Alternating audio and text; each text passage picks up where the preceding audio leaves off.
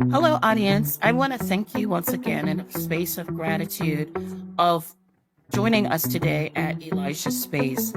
We're a podcast that discusses topics around mental health and faith, and we also have authentic conversations as well as resources provided to you to assist you within your healing journey.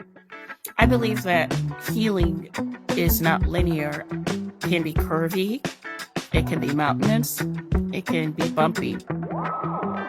And within that path, you can be choosing to do different resources and tools to get you to a better place. And I don't think there's anything wrong with that. Actually, I think that's a very healing and regular thing to do. And at the end of the day, it's to help us get to the other side of things. Today, I'm very honored to have Morty Gottlieb with us today. He's doing part 2 of his message that he would like to share with you to support you in your healing journey. He is a licensed clinical social worker, and he is also a certified addiction therapist. He is the founder of the Game Changer Group, and he works with the unique challenges that men face when it comes to emotional well-being. Of course, he works with everyone, but he works with them to assist and support them within their healing space. And this group is a safe, judgment-free space where people can explore their emotions, heal from past wounds, and connect with others on a similar journey. I'd like to thank you for joining us today for the second time. I'm so honored to have you here today. Thank you so much. I'm super excited to be back. I really enjoyed our last conversation. It was more of a story and about safety, and talking more this time about, all right, if I know that I have a problem, if I know that I don't feel safe in my body, great. I probably knew that for a long time. I know that I'm stuck, that I'm unwell, that I'm unmotivated. What could I do about it? I think that's really what people really need to know is now what? So I'm excited to have this conversation with you. Me too, because I think it's going to provide necessary tools to help them get to a better place. So one of the things that I know that you do within your practice is psychodrama. Could you kind of define what that might be to those who may not be aware of it and how it can support them when they're dealing with trauma? Absolutely. So psychodrama has a funny name because each part of that word on its own is probably not a great thing, right? You have psycho, which we tend to believe is not a good thing, and drama, people don't want to have drama. So we're putting two words together that on their own have no meaning. And when we put them together, they're magic. It's an experience that if you've never experienced it, it's hard to understand, it's hard to taste, it's hard to feel. And I'm going to do my best to bring you into what that looks like. And it's a magical experience. Drama is theater for the layman. It's an opportunity for somebody that was hurt, that had a bad experience in the past, that keeps reliving that experience. They want to have a shift. Not only they want to, they need to. Their life is not working anymore. Career, or way they're showing up as a parent, way they're showing up as a child. It's just not working. And just like when we go to a movie and we see a character in a movie, we get affected. I've gone to movies, I've cried, I've laughed, I've gotten scared. It's not real, but the reality is when somebody's acting and I could identify with them in that moment, I could shift. I could have a healing experience that I didn't think I was going to have just by witnessing somebody else doing the acting. And there's a whole form of role playing. How's that different from role playing? Exactly. It's not different than role playing. A lot of what psychodrama is role playing.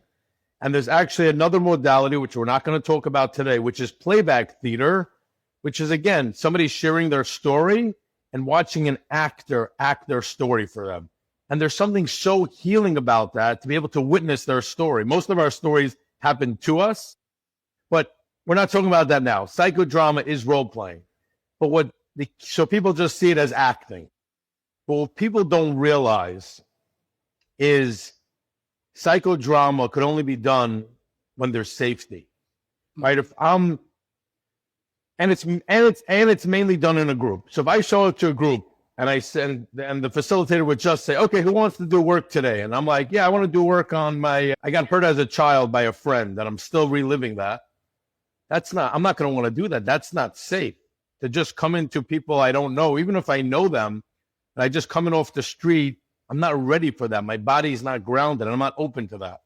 So one of the key parts of any psychodrama, any experience, and to me, the deeper point is that this in and of itself is the deeper healing, is building safety. If I show up to a group, even if I know nobody, and I come in and I'm on edge, I look at people, right? We all do it. We look at people on the outside for a nanosecond. We judge them. I'm like them. I'm not like them. They're safe. They're not safe. However, our nervous system decided what that looks like for us. The reality is I'm in a group of people and I'm on the lookout. And for most people, that's the way they live life. They're walking around the world. Am I safe? Am I not safe? Is something going to happen? Is something not going to happen? When a facilitator could go and help people feel safe within that group, with other people, that already starts the transformational healing. Because what I begin to learn is I could be amongst people and I could feel safe. The reason why we don't feel safe is, who am I afraid of? I'm afraid of other people. So now I come into a group, I'm feeling unsafe, and somebody helped my nervous system say, oh, it's okay. It takes a facilitator that knows how to do that, and there's special teachings around that, and there's special training around that. But once you do that, and you come into a group and you spend 15, 20 minutes and people feel relaxed with each other, at home with each other, then you say to somebody, okay, who wants to do quote unquote a role play? Who wants to act out their trauma, right? Just in a simple way. Then people are more open to do that because they know they have the support of other people in the group. They know they have the facilitator on that side. They really know that they're safe, and this is a safe enough environment for them. And that allows people to do even the other work of going back and having corrective emotional experiences. It's pretty amazing. So does this happen at a retreat type of setting, on a one-on-one therapy or counseling session? Would that happen more like in a group, like a support group or group therapy session? Yes, and the modality originally was created for groups. And one of the unfortunate challenges that I experience is that you have a lot of people doing groups, but they're unaware about this piece. They're unaware that if I don't build safety and a safe container, just because I put out a scented candle in my group, just because I put on music, doesn't mean I build safety, because the way we build safety is between other people. It's mostly group work. They've adapted it to individual work, but this is really done in a group setting, whether it's in a treatment center, whether it's a group that meets once a week. But really, this modality can be done anywhere. If I'm at a church, if I'm in a synagogue and we're having a meeting, instead of just jumping in, all right, who has something to bring up today? It would take 5 or 10 minutes to help people connect with each other, to help people feel safe with each other. How much value would there be? I always say, one of my other dreams is, I have lots of dreams, is imagine when people you ever go to a conference? I've been to tons of conferences. You come in, it's overwhelming.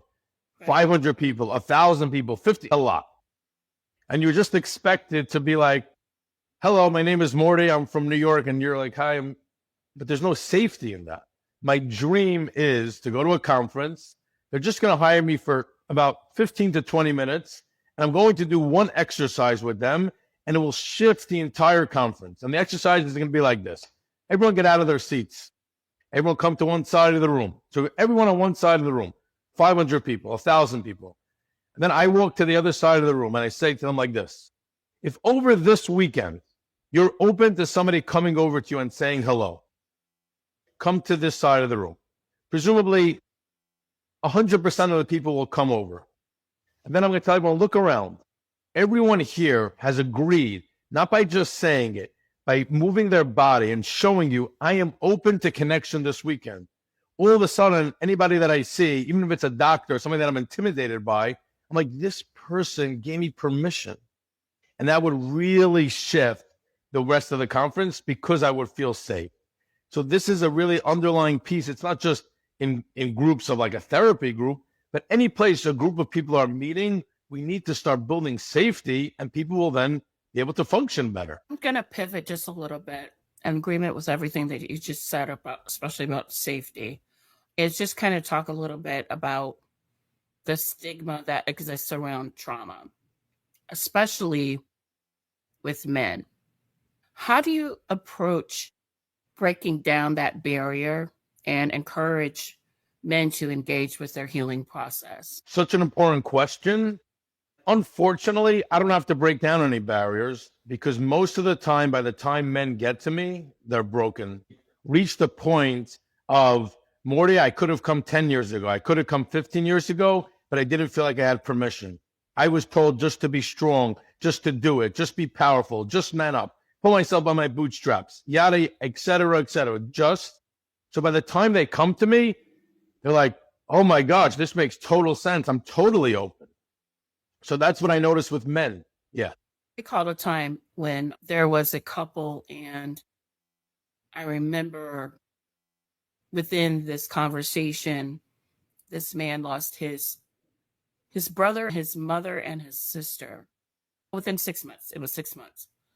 And his wife told him, "You're a man, get over it." And I was like, at minimum, it can take 10 years to begin to feel like yourself within the grieving process when it comes to losing that close relationship that you have with either a parent or a child. So it's like our society does not necessarily, or the expectations of society does not give space to allow men to feel pain. But yet it's okay for women to feel pain. I really enjoy that you brought that up. I want to talk to that specific point because I had a client the other day who lost an animal. Now, if you've never had an animal or lost an animal, then it might be hard to relate. So I'm somebody that had an animal, so I could relate on a personal experience. Yeah, This I person have was a on. pet too, so. You have a pet too, so you know. Well, I mean, you heard my pet. Yeah, we know. And as much joy as they bring us, and as much unconditional love and safety they bring us, when we lose that, that's how much pain there is. This guy comes in, he was on a vacation, a work trip, and his dog died suddenly. And he comes home, and everything was cleaned up. His wife had already put away the dog bowl. And he's coming into my office 2 weeks later, and he says to me, "Morty, I don't know why I'm so agitated. I don't know why I'm crying. I don't know why I'm frustrated." And I said to him, "Because you're grieving." And it's interesting you said the 10-year thing. I said to him, if after 10 years you're still grieving, fine, that's not normal.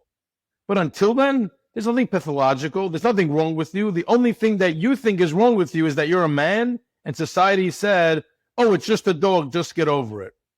I said to him, how much safety did that dog provide for you? How much connection? How much community? How much purpose? It's endless what it did for him. So, of course, when you lose that, it's going to be challenging. But unfortunately, men are told, just man up. And even more so, which I think is worse or harder, is a man will be in a relationship with somebody and they'll say, I just want you to be more vulnerable. Just let me into your life. Tell me what you're experiencing. Then they'll come home after a hard day and they'll be like, it was a really hard day at work. I just want to lay on the couch for an hour. And I've heard this time and time again. And their partners are like, do you know what I was doing the whole day? Do you know that and it's like, whoa, whoa, whoa, whoa. It's almost like people feel if men have their feelings. Right. It's not a contest. So and because of this, see, the unfortunate reality is because of this, men suffer for years and decades unnecessarily. I have guys coming in 40s, 50s, 60s, and they look at me and they're like, oh, I wish I would have done this at your age. And I say, so how come you didn't? They said, because I wasn't given permission to. And that's the whole thing. And as much as they feel like they could do whatever they want and they're in control, the reality is society has a major impact on us. The way that we were brought up has a major impact on us. So they didn't think they were allowed to. So they didn't. So by the time they're coming to me broken, or they feel broken enough that they're like just ready to embrace anything because they're at their end. Could you share a particular story or case? No details. You know, we're both in this world together, so no details. But just something in general where someone was transformed significantly through your program. Specifically, I want to give you a scenario where I use psychodrama or experiential methods to really bring out the change. So I had an individual, I was working at a treatment center, and he was talking about how his wife is not showing up for him. She's not sure if she wants to stay with him. Really started berating his wife. Now, This person was in treatment because of infidelity and substance drug addiction, which is another form, in my opinion, another form of infidelity. It may not be with a person, but you're in a relationship with something else. And he had hurt his partner so much. There was so much that he put her through, so much lying, so much gaslighting, so much cheating. And over here, he's shaming her and not having space for her, and she's at this, and she's at that, and she's at this, and she's at that. Now, I could have just said to him, we could have done like a cognitive exercise. Well, is that true? Is that not true? Let's do a scale. All sorts of things we could have done. I'm going to tell you what I did. I laid on the floor. This is in a group. I'm the facilitator. I laid on the floor, and I said to him, I'm representing your wife. As you're saying this, do a kicking motion. Make believe that you're kicking, because that's what you're doing. You beat your wife up. She's bloody on the floor. And instead of having empathy and compassion, it's not like you're sober 25 years and on your journey getting well. Okay, maybe we have to have more space for you. You just got here. You just bullied this person into submission. She's on the floor bleeding, and you're continuously kicking her. And as he started saying the same things and doing that motion, and it became real for him. It's like, I never realized what I was doing. And to tell somebody that, it's hard to experience that or feel that. And when they did it in real life, they started embodying it. Hi there, friends. Elisha here. You and I, we're on this winding road of life together, and I'd like to share a little piece of my soul with you, something to bring us closer on this shared journey of growth and self-discovery. The Mental Health Handbook is a piece of that shared journey, and it's not just a collection of my thoughts. It's a sanctuary where we can learn resilience and arm ourselves with self-care tools for those days that just feel too heavy. Consider it a conversation between friends, one that I hope brings you comfort and strength. And for those times when we seek quiet reflection, I've crafted the Mindfulness Coloring Book for Adults. Picture us side by side, lost in the simple joy of coloring, allowing the stillness and the words of peace and forgiveness to wrap around us like warm embrace. I want these books to be part of your journey, to walk with you and guide you towards a fuller, more peaceful heart. It's a path we travel together, one filled with understanding, care, and the gentle reminder that you're not alone. Both the Mental Health Handbook and Mindfulness Coloring Book for Adults are waiting for you on Amazon and at the Restoring You Christian Counseling website. These spaces are more than just stories. They're gateways to the experiences we can share and grow from. Let's take this step to nurture our mental and spiritual health together. Find the books, and let's start unfolding the beauty and strength that lies within us, page by page, color by color. Thank you for letting me part of your journey. Here's to the discoveries we'll make and the peace we'll find together. Okay, so this is what I'm doing. And this is what I'm looking at. My wife is on the floor, and I'm kicking her. I don't want to do that. I'm not going to engage in that. And I met this person years later, and he said to me, Morty, that was one of the most transformative experiences in my life, because while I knew that cognitively, my body never knew that. I never experienced it like that. And you were able to bring it to life for me. So to me, that's what I want to do for people. Instead of talking about things conceptually, I want to bring it on a body level for them to feel and experience what's happening. To me, that's where the major transformation will happen. I agree. And I love how you did the connection with your emotions affecting your physical body, like your soul wounds affecting your physical body, because I think I'm really big on that, because I believe everything is interconnected. Let's talk about self-belief. Let's pivot a little bit, right? A lot of people find it challenging to rebuild their self-belief, especially after experiencing a trauma. I don't know about you, but I work with them like that's at least a good 60, 70% of what we're doing within multiple counseling sessions when I'm working with people who are in the process of overcoming a trauma. What would you say are some key strategies you use to help individuals in this regard? Yeah, this is challenging because it's so ingrained in them for so many years. Exactly. And I just want to follow up on the last question and tie it into this question. is that one of the challenges with men to coming to therapy is that they were also told that therapy is bad or evil or it's not manly. So a Right. lot of times when I talk to men, I say to them, I'm not a therapist. I know that's my title, that's my schooling, that's my training. I'm not a therapist. I'm a success coach. I'm a Right. mentor. I'm a guide. So don't look at me. I'm this whole guru over here. We're in this journey. I remind them that this is a relationship. We're in this journey together, and Right. I'm there with them. Right. So We're to so connected rebuild, because I'm yeah, very similar. I'm like that with them. Right. Go ahead. Mhm. you have to. So this is what I believe. We get self-esteem, which obviously will lead to our self-beliefs, by doing esteemable actions. So it's very challenging to think my way back into believing in myself. Because if I've been thinking for so many years, I'm unworthy, I'm unloved, I have no value, I'm hopeless, I'm not going to be a success. And then somebody tells you, oh, why don't you start thinking just the opposite? I have value, I am loved, I'm successful, I'm hopeful. It's very challenging. And really, we have a saying where attention goes, energy flows. So if I could put attention and energy and movement and not only have those thoughts, but do actions that reinforce that I have value. And it could be the smallest action. And we underestimate. I have to do the grandest action of going to the gym for 30 days, then I'll have self-esteem. And it's no. It's my partner asks me to do something instead of being snarky, instead of being showing up with compassion, showing up with empathy. And really, this is about the body. Not only do we have beliefs that I don't have value, my body, that's the way my body feels. It's like, it's so heavy and it's like such a burden. But when I start doing things that have esteem, it lets go of that. It starts taking those rocks off my shoulder. One of the assignments we would give people, transformational experiences we would give them, is taking a backpack full of rocks and walking around with it. Again, to show them, to experience, this is your emotional baggage. It's taking a toll on you. It's taking a toll on your body. So to me, a lot of the shift will happen once we start doing esteemable actions. The challenge is, how do we get there? How do we do that? It's great. Everybody wants to do that. And to me, the answer is simple.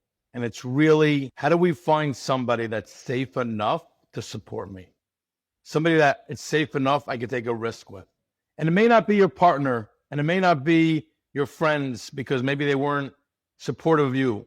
How do we find people that could support us in that? Because the reality is when I'm in a relationship with somebody and I feel safe and I feel seen and I feel held, that gives me permission to try new things because I know that if it doesn't work out or I'm not okay, I have somebody to come home to. So it's really about taking action. How do we take that action? By feeling supported, by feeling safe, by feeling that I'm in this world and I'm not alone. And most importantly, and this is challenging to find, and there are people out there, it just takes vulnerability. Could I find somebody that will love me unconditionally? Not in a relationship necessarily, but as a friend who no matter what I do, no matter what I say, no matter what I experience, no matter what weird ideas I have, and everyone has weird shenanigans or things they think of. And they're still going to say, Morty, I'm here with you. Morty, I'm not going to run away from you. That brings the safety really of what being a child is. A parent says, I'm here for you unconditionally. The child is able to go out in the world and take risks, get hurt, bump their head. They come back to their parent. They get a kiss. 2 minutes later, they're best friends. They're back on the playground. They're having fun. And as adults that got hurt as children or had attachment wounding, we never learned that. So we need people in a way to reparent us, to be that safe person in our lives, to know we can take risks in this world, and that's okay because they'll always be by your side. And then I would think the next step would be to go from having people reparent you to you learning the tools necessary to reparent yourself. Absolutely. But that could only happen after you have other people teach it to you, because as children, that it was taught to you. But if you were never taught, but absolutely, because the reality is we have to be able to live a life while ideally we want other people, but how could I live a life that I could be my biggest support, that I could be my biggest advocate, that I could show up for myself in the times of need? Somebody told me last night, I was talking to a friend, and he said to me, She said, Morty, if I need touch and I can't get that from somebody else, I need to then give that to myself. If I need a hug, could I give that to myself? And yes, it's new. Yes, it's weird. It doesn't feel the same. And I'm taking an action of hugging. Just like if I smile, I'm going to feel better, whether I like it or not. If I'm hugging myself, my nervous system is like, okay, Morty, you're being held. It doesn't know this hand from somebody else's hands. It knows it has hands on it in a way that's loving and safe. And there's so much settling and soothing that happens like that. Let's shift just a little bit here, just a little bit. And because I think this is so important too. Let's talk about shame and masculinity. How does shame manifest differently for men?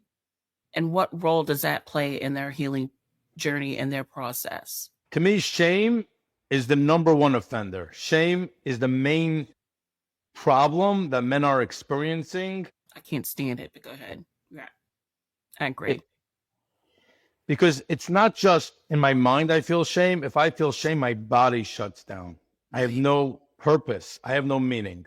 When I in treatment, we would tell people to say F shame. That was sort of say our tagline. Mm-hmm. And we have to think about. So you agree with me. You don't like shame either. Shame is the worst. But tell me how you define shame, just for the audience, because there's confusion around this. What is shame? What is guilt? I'm curious how you conceptualize that. To me, shame is a blocker. Shame does not allow you to move forward in the things, because I'm also not a fan of guilt too, by the way. But shame is a blocker that prevents you from moving forward. So let's say in the theater of your mind, you think you've done something, and whether it's validated or not, you feel a lot of shame about it. It prevents you from going forward, because, that's why I personally cannot stand when people say shame on you, because you're placing a blocker on that individual to keep them from moving forward. It's like you're trying to paralyze them, because that's the purpose of shame. Shame is like, oh no, you've done this. You're so terrible. You're such a terrible person. You can never do this. You can never do that. What do you mean you're going to try to do this or do that? Look what you've done so far. You're never going to get there. To me, that's shame, because it's belittling and it tears you down. Guilt to me it works in connection, or shame and guilt a lot of times work together. Guilt to me is, I'm such a terrible person. I did such a terrible thing. I don't see how I can go forward from this. And you take it on as if it's a clothing of you being a guilty person. It's like you choose to wear like a garment of guilt, and you just like the scarlet letter S when from that book back in the day. I don't know if kids are reading it. I think everyone should read that book, though. I don't think kids read anymore.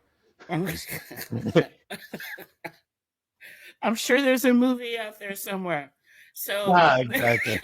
But anyway, I kind of think that's what it is. And so a lot of times guilt is saying, you did this terrible thing, you're a horrible person. To me, guilt is a blocker of forgiveness. Guilt is a blocker of you being able to say to yourself, I can forgive myself, because forgiveness is the process of letting something go and moving forward. But guilt says, there's no way you can let this go because what you did was so horrible. And shame said, and everywhere you go, people are saying this. And shame says, well, you're just a horrible person. You're never going to, what do you mean you're going to, it's like the belittling and the accusatory all at one time. So I don't know if that fits your definition, but that's kind of mine. I never heard it said like that. And that is beautiful. I love that, actually. Shame is a blocker, and it's usually a tactic that parents use to get their children to stop doing something. Right. Hey, why are you doing that? And what it teaches people is that they're never going to be, is that they don't have worthy, they don't have love, they don't have that it's good. Actually, you said it the best. Shame is a blocker.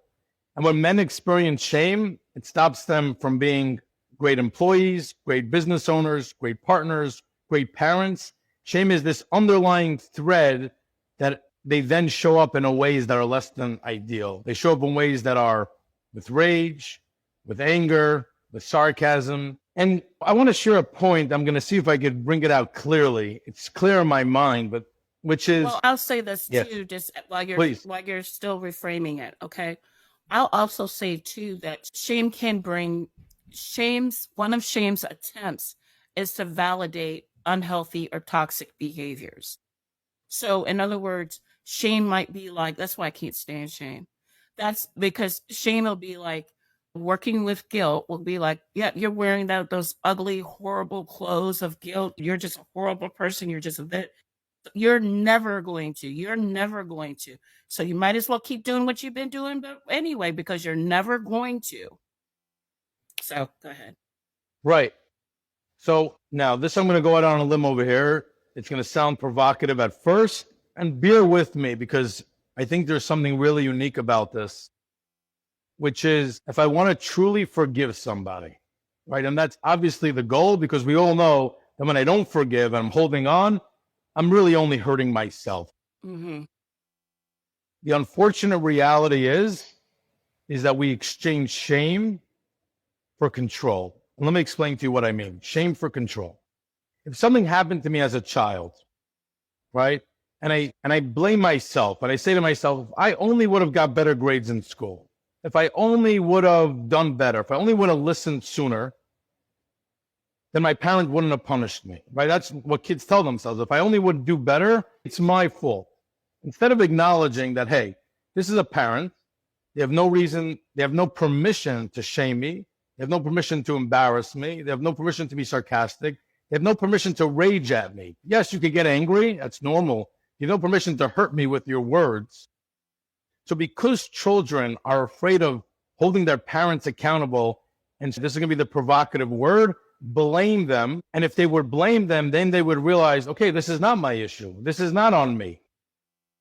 If my parent does something to me and I want to forgive them for it, I first have to blame them for doing it, and then I could forgive them. Because if I'm blaming myself for what my parents did to me, and I say, oh, it's my fault. If I'm blaming me, how can I forgive my parents for acting like jerks and acting not like the way parents should? So to me, the first step in forgiveness is saying, this is a you issue. This is on you.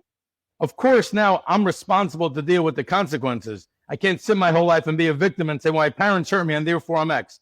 Your parents hurt you. Therefore, you need to put that back onto them. And now you have to take responsibility for your own life and heal. But the first step is acknowledging this is not a you issue. It's a parent issue. It's not a parent. It's not a you issue. It's your partner's issue. Well, we don't have permission to do that, especially with men. We want to blame ourselves and take on the burden. And many times it's not our burden to carry. And we try to carry a burden that then keeps us stuck. And the only way to unstuck that is by giving it to somebody else. Right. Absolutely. Absolutely. This has been a great show. Well, we talked a lot of different things here. Again, Morty, if someone wants to reach out to you, learn more about what you do, where can they reach you again?